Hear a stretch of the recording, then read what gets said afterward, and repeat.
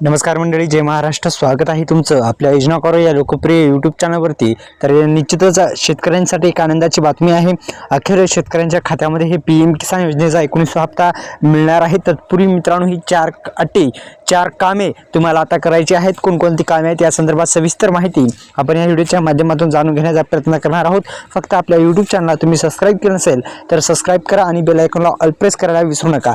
तर एकंदरीत मित्रांनो, PM किसान योजनेच्या माध्यमातून आतापर्यंत अनेक शेतकरी बांधवांना हप्ते मिळालेले आहेत आणि आता हे 4 कामे केली तरच तुमच्या खात्यामध्ये जे पैसे आहेत ते पैसे मिळणार आहेत. अन्यथा पैसे तुम्हाला विसरावे लागणार आहेत मित्रांनो, कारण की हे 4 कामे करणं अत्यंत महत्त्वपूर्ण हा व्हिडिओ होणार आहे. हा व्हिडिओ शेवटपर्यंत बघा. आपल्या यूट्यूब चॅनलला सबस्क्राईब केलं नसेल तर सबस्क्राईब करा. आपण थेट आता अधिकृत जी माहिती आहे तिथे आलेलो आहोत आणि PM किसान योजनेच्या माध्यमातून देण्यात येणाऱ्या 19व्या हप्त्यासाठी कोणकोणती 4 कामे करायची या संदर्भात सविस्तर माहिती आपण जाणून घेण्याचा प्रयत्न करणार आहोत.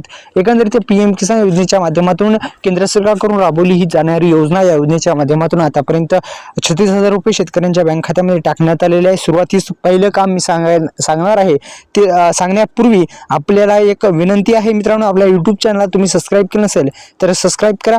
PM किसान योजनेसाठी तुम्हाला आवश्यक कागदपत्रे अर्ज करण्यासाठी आधार कार्ड, बँक खात्याची माहिती, जमिनी मालकीची कागदपत्रे म्हणजे 7/12 आणि मोबाईल नंबर, हे 2-3 कागदपत्रे लागणार आहेत.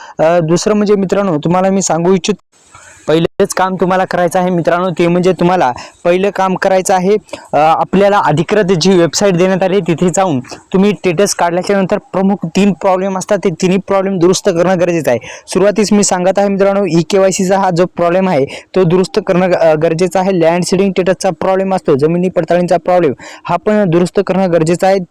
तिसरा म्हणजे मित्रांनो, आधार कार्डला बँक लिंक असणं गरजेचं आहे.